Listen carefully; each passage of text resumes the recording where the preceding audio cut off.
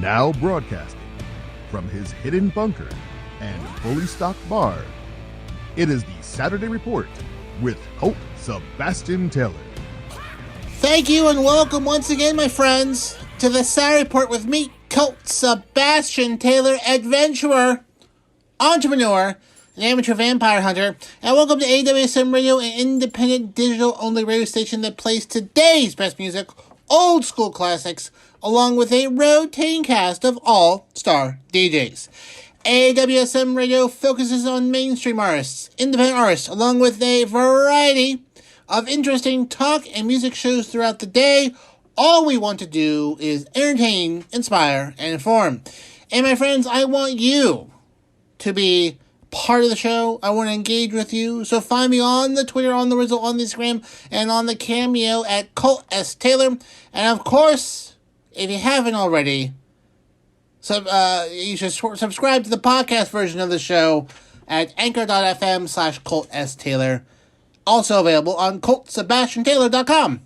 All right, folks, let's get started with this week's Saturday Report. First up this week, my friend, soda. Guess that right, that wonderful carbonated delight of the gods that has bought houses and yachts for decades. Talk about that this week. First, a few subjects. First, holy moly, soda is getting expensive. You know, regular 20-ounce thing of soda is like, $2 and change, 2 for $5. I remember when it was 2 for $3. A lot of people like to, see the increase in prices and things, like to blame inflation and Biden, things like that. Again, I'm going to say this every week until people start picking up on this.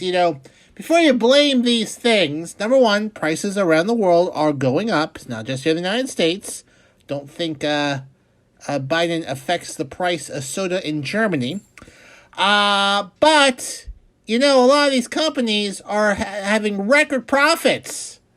If a company has made 30% more money this year and raised their prices 25%, that's not good business. That's not inflation. That's price gouging.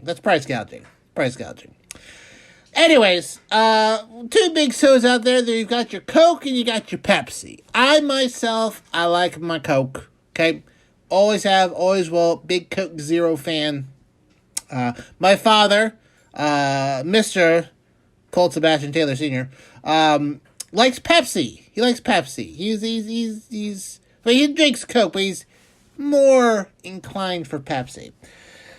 Anyways, I'm going to talk about the difference between Coke and Pepsi. We all know the Coke's better. Not a sponsor.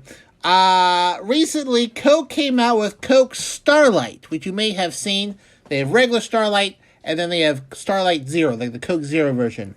And apparently, this version of Coke is inspired by space. Space is supposed to taste like space, apparently. Supposed to taste like space. What does space taste like? Apparently kind of a little sweet, kind of raspberry-ish, apparently. Apparently it tastes a smidgen like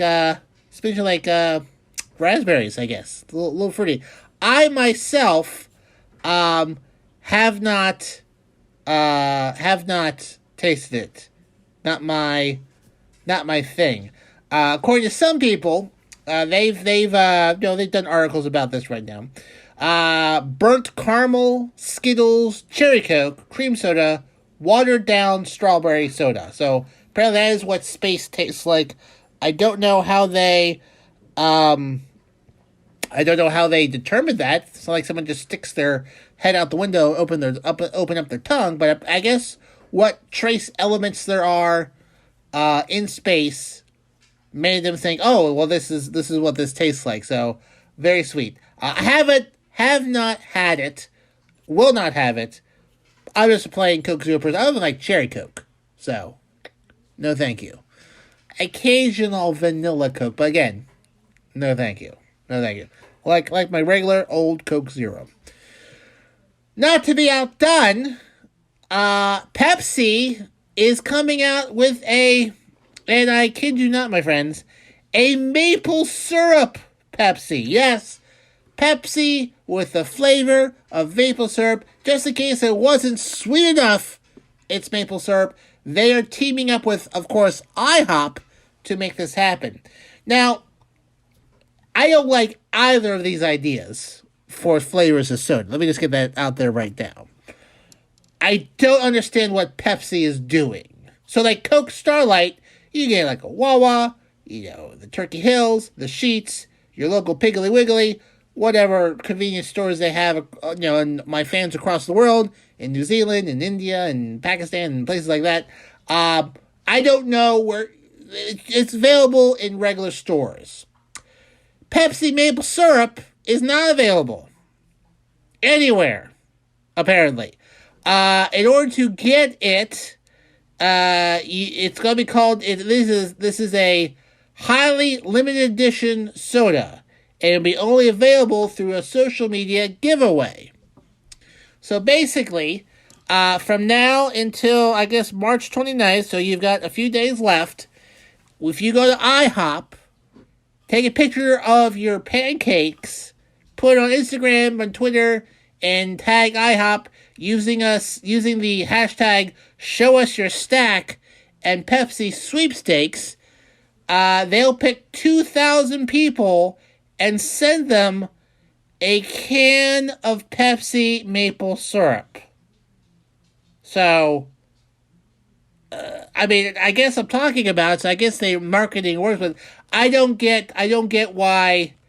I don't get it. I just don't get it. They're making a big deal about this new flavor, but it's only available if you go to IHOP. You can't get it at IHOP, where you would have pancakes, where maybe you would have a inkling for a maple syrup Pepsi to pair with your pancakes.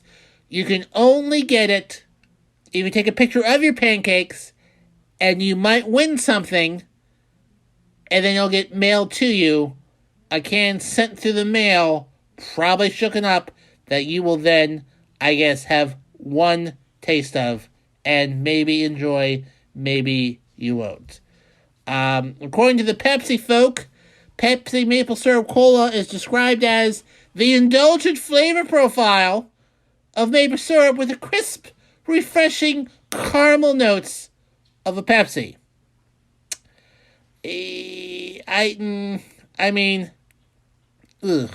According to Kieran Donahue, IHOP's chief marketing officer, said in the statement, "At IHOP, we celebrate our history by bringing folks together and providing a sense of togetherness, belonging, and joy when they dine with us.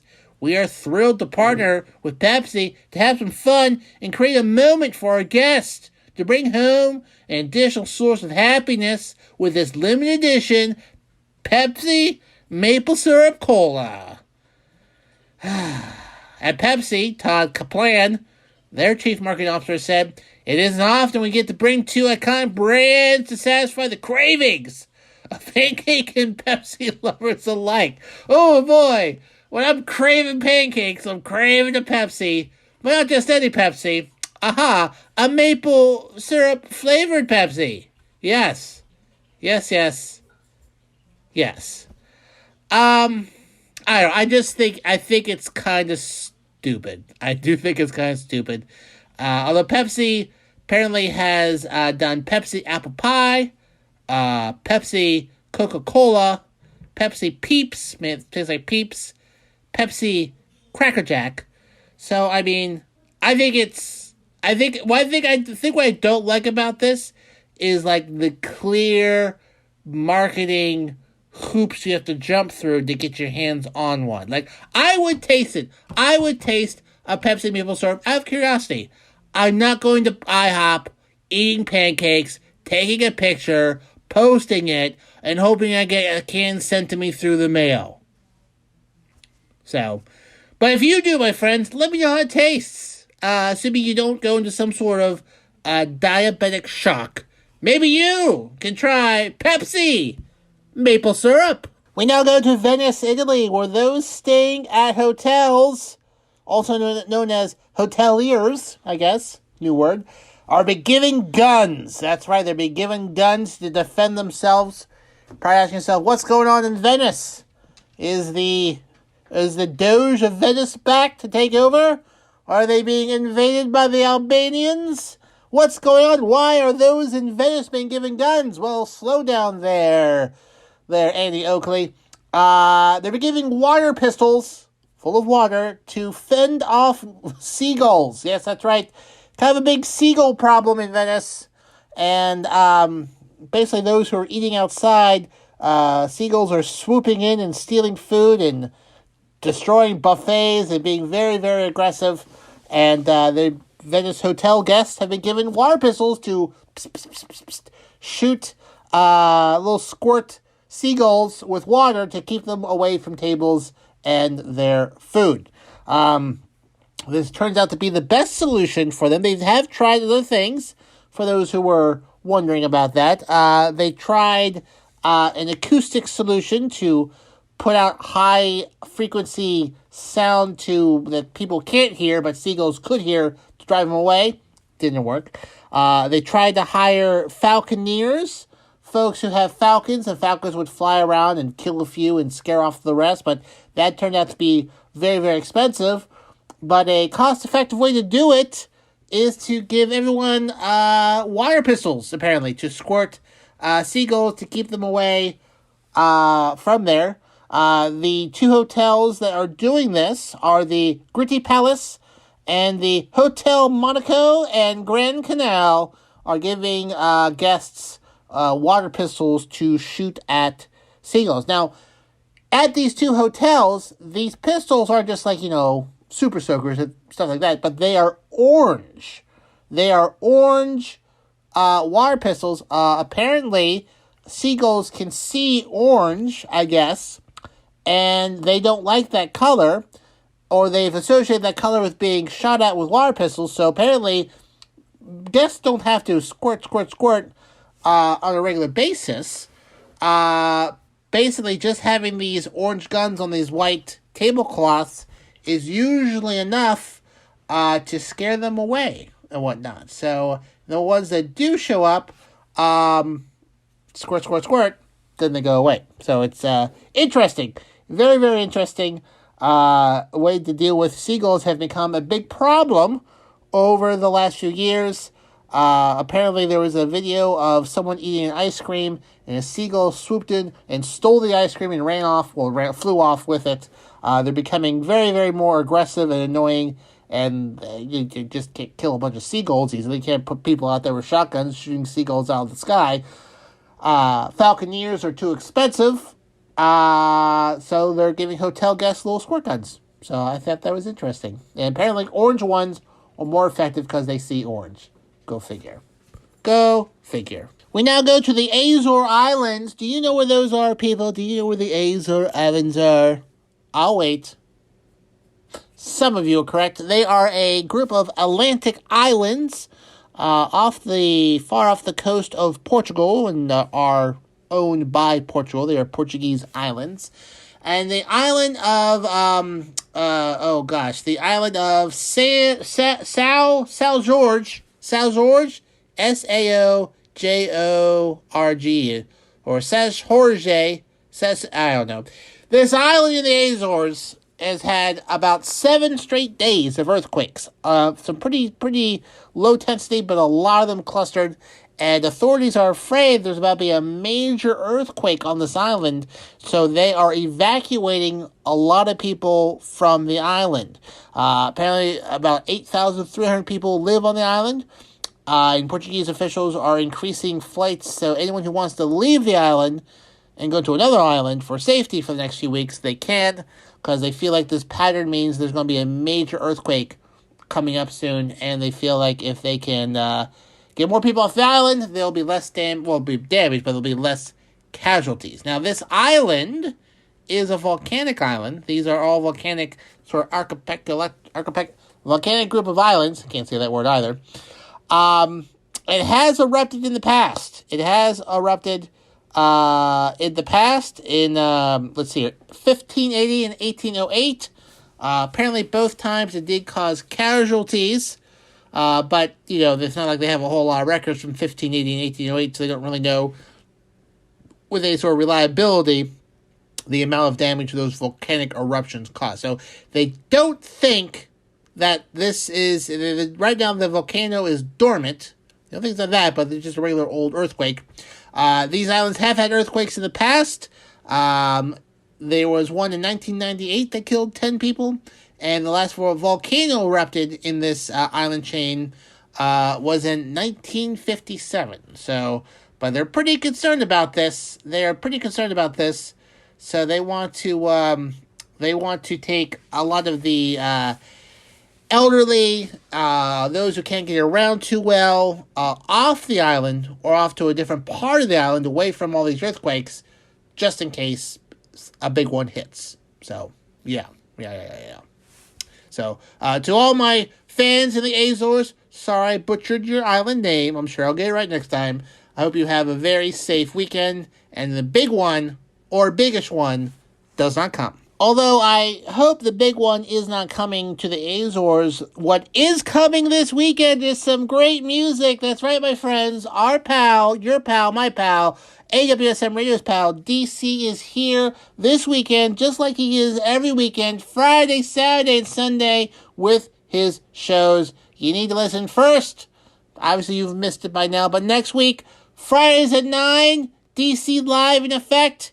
You don't want to miss out while he smashes it on the ones and twos, kicking the beats from South Florida. Then on Saturdays, it is the DC House Party Saturdays. And DC brings his freestyling DJ to the max. House Party Saturdays gives you the Miami vibe without actually having to be in that really weird state.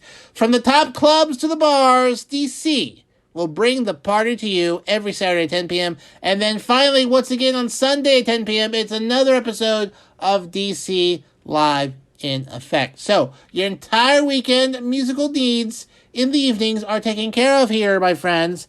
It's DC Live in Effect, Fridays at 9 p.m., DC House Party Saturdays at 10 p.m., and then DC Live in Effect again, Sundays at 10 p.m., only, my friends, only here at AWSM Radio. Next, my friends, we go to New York City, where Uber, as you know, is there. Uber was a company created quite a bit ago. It feels like, it's a new-ish company, but it has been around for quite a while. I believe it was founded in the March 2009. Holy moly, that's over 10 years. Yeah, that sounds about right. So it was founded, as a way for people to get rides and ride shares, sort of challenge the whole sort of industry of getting cars and taxis, because taxis were expensive and hard to get sometimes. And so Uber allowed people to go out and make a few bucks driving other people around using cell phones to, of course, to get people and track them and et cetera, et cetera. Actually, remember when Uber launched, I found this to be very, very interesting. And sort of watched the first night they were operating very limitedly in either San Francisco or Seattle. But basically, they had a big party for the launching, and people could watch people get to this party place by hailing Ubers and watch cars go all around town and whatnot. Now, Uber is in 72 countries, over 10,000 cities. There's a few rivals. There's Lyft, of course. That's a rival to it. There was another rival called Sidecar that was going on for probably a year or two before they got ate up by someone else. Basically, just Uber and Lyft are the two big ride-hailing companies. Obviously, it challenged the sort of world of taxis. Taxis are were very much protesting Uber and saying that they were unfair competitors. For those who don't know, in a lot of places, a lot of cities, taxis can only operate inside a city if they have medallions sort of bolted to the hood of their car. And these medallions, there's only so many medallions that are available in the city, and so it's a limited quantity. And so these medallions, they were worth a lot of money. In some cities like New York City, a medallion could be worth close to $1 million, I believe. I mean, this little piece of metal allowed a taxi cab to operate in city limits. So people went around buying up these medallions as an investment and then leasing them out to people to use. Some people bought them cheap, sold them real good, or someone bought them real expensive, thinking they'd go up.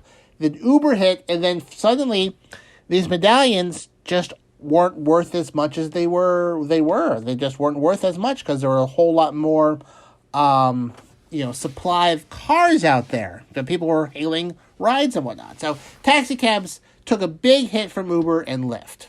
Just to give you a bit of a background there for the first 2 or 3 minutes of this story.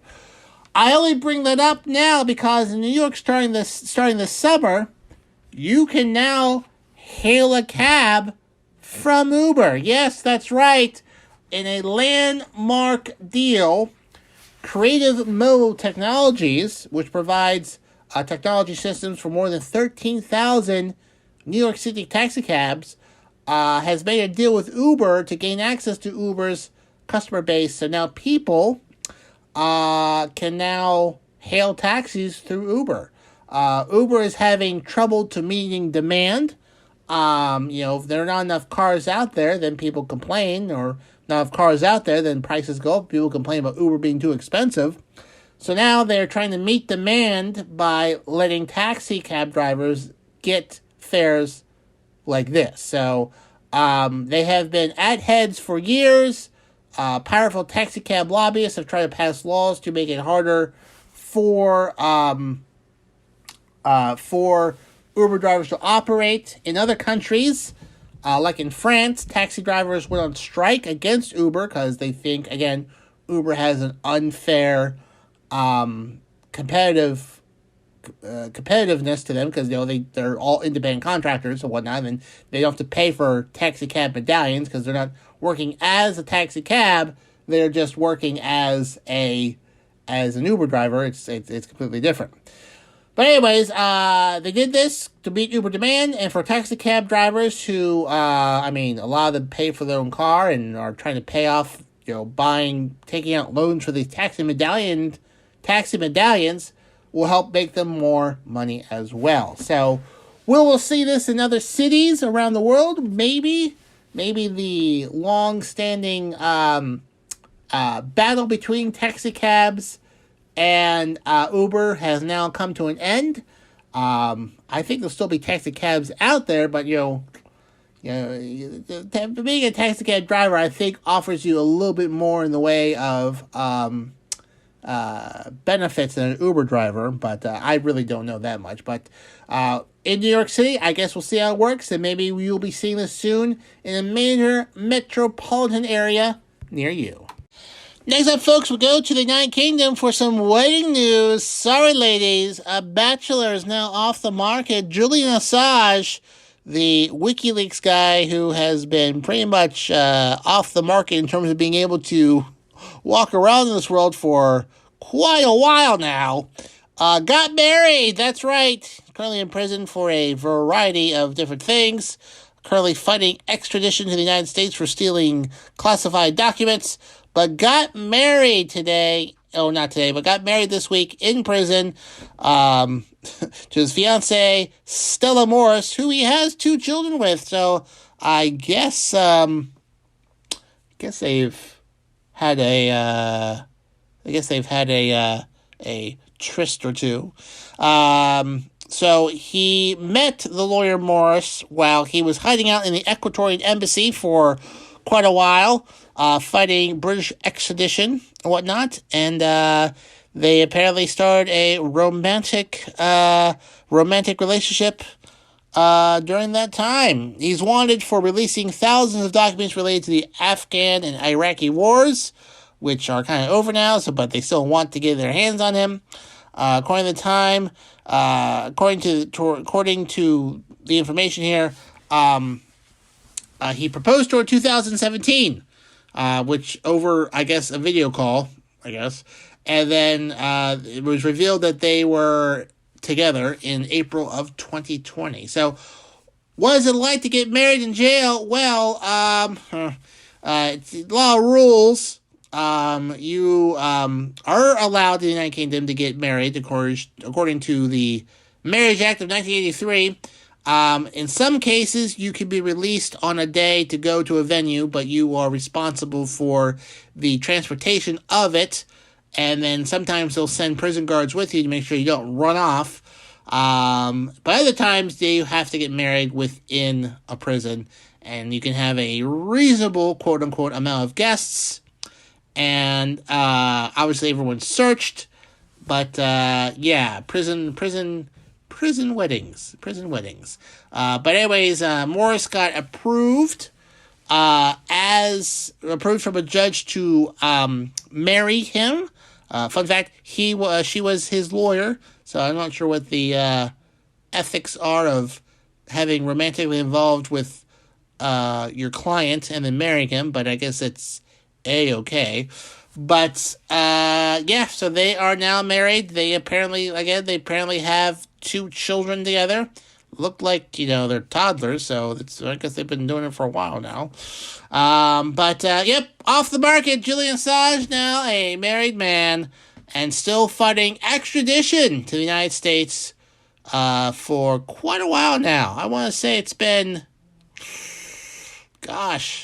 a decade? I feel like it's been at least a decade. I want to say at least a decade. I don't care that much about him to actually look it up, but it's been a while. But now, he's married. Next up, some music news. Lollapalooza. It's back, baby. I think they had last year. I don't know. I don't go to musical concerts, but it's back in Chicago. 4-day event, July 28th, July 29th, 30th, and 31st at Grant Park, Chicago. The headliners, my friends, are Metallica, Green Day, Dua Lipa, J. Cole, Doja Cat, Machine Gun Kelly, Lil Baby, and Kygo. I know who half of those people are because I am getting old. Ugh. Anyways, there is a whole host of other people. Special guest Jane's Addiction, apparently, also. Don't know when they'll show up, but they'll probably show up, I guess, with Metallica. But a whole host of other people. Just looking over the names here. You've got the well-known groups. King Princess, Royal Blood, Willow, Maud Latour, Emily Melly, La Donna, Jordy, Daisy the Great, Jessie Joe Stark, Tepe Houston, Sam Fender, Goth Babe, John Summit, Coco and Claire,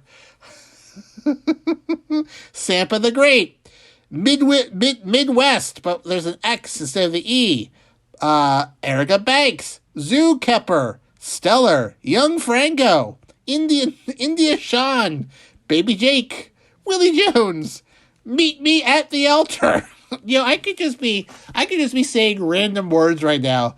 I don't know if I would know. This could be a joke. Local Natives, Polo and Pan. I mean, I read a quarter of the people on this list here. Wet Leg. Ooh, I don't want that. But anyways, whole bunch of folks. If you are in the Chicago area or if you like going to Lollapalooza, it's back. Tickets are on sale now, I believe. Let's see here. For a 4-day ticket to hear all of those bands, I guess they have they have multiple stages and whatnot. Tickets start at $19.99 down. So, I guess that would be your deposit. Oh, okay, here we are. So, for a 4-day general admission, it's $350. So that's just like the basic stuff. 170 performances on 8 stages between 11 a.m. and 10 p.m. Food for purchase, including vegan. Brand merch, festival, sponsors with giveaways, bar concessions, especially cocktail lounges, free water stations, secure lockers with charging capabilities for rent, children 10 and under allowed in free with access to Kidapalooza. Now that's $350 for a ticket. For general admission plus, all that stuff plus, shade and seating in 2 private groves, premium restrooms, full service bar with preferred pricing on water, soda, wine, and cocktails. Food for purchase from your favorite Chicago restaurants. Jumbo screened with live streaming from main stages, lawn games, and more. So I guess you don't get those with regular stuff. For $1,500. $1,500, the VIP. The VIP. You get all the other stuff, plus elevated viewing platforms with exceptional sightlines of the north and south stages, access to the Lola lounges for relaxed seating, shade, premium restrooms, golf cart shuttle transportation between lounges. Oh, that's nice. Food for purchase, beer, wine, special cocktails, jumbo screens, preferred pricing for locker rentals, dedicated entrance. Ooh. Express spa treatments, lawn games, concierge services, and more. Now, you spent $1,500 for VIP for the Platinum experience. $4,200. $4,200 for a 4-day pass at Lollapalooza. A lot of trust fund kids. You get all those things plus access to 2 luxurious, climate-controlled platinum lounges featuring all-inclusive signature cocktails, beer, and curated culinary offerings. Prime viewing areas in the front 6 stages. Elevated viewing decks with premium sightlines. Golf cart shuttle, blah, blah, blah. Dedicated entrance. Complimentary spa treatments. Complimentary locker with mobile charging. Concierge services. Official Lollapalooza merchandise gift. Access to everywhere else and pre-sale to Lola after shows. I don't know what that means at all. And then they also have packages. Basically, you for another $1,500, hotel, accommodations, lanyards, gifts, etc., etc. And then, if you want to get really fancy, you can get a cabana, the luxury suite for 30 to 50 guests, sky deck location, all-inclusive premium catering, beverage services, air-conditioned restrooms, very budget plus, ability to customize suite to your own branding, so branded, and a dedicated festival entry with golf cart transportation to the cabanas and everything else. So that is pretty amazing, I guess. And then I guess the utmost, they don't have pricing on this. It's the Lola Insider at Lollapalooza. Oh my goodness, they just private on-demand golf carts, personal concierge, backstage access, 1 ticket per person to the official Lollapalooza after show of your choice, an exclusive commemorative gift, and a pre-festival happy hour on the festival grounds with a tour. So, I mean, that's for those who live in mansions. I, a lowly man of the people, Colt Sebastian Taylor, would never be able to afford that. And I tell you what, I'm not big on groups either, so I don't think I would want to go to this unless I could scam my way into an air-conditioned skybox with food and drinks and not have to go down to a very stinky festival grounds. No, thank you. But anyways, there's your choices, folks. Lollapalooza, July 28th through July 31st. So many options, so much money that you could be spending on other things. Speaking of music, you know who will be likely covering Lollapalooza? I bet it'll be my friend Rox with her Drive Time show, The Rock Sessions. She's making sure your evening commute home is fun, featuring the hottest music on the charts and some other surprises in between. Who knows? She might even go to Lollapalooza. She's crazy like that. She will make it rock style, Monday through Friday, 5 p.m. to ye old 7 p.m., right here, my friends, only on AWSM Radio. Moving along with music news, the iHeart Music Awards were this week, and there were some big winners. Dua Lipa earned Song of the Year for Levitating, while Rodrigo won Female Artist of the Year, and Lil Nas X won Male Artist of the Year. Rodrigo hopefully I'm saying her name right. Rodrigo also won Best New Pop Artist and TikTok Bop of the Year for the song Good For You.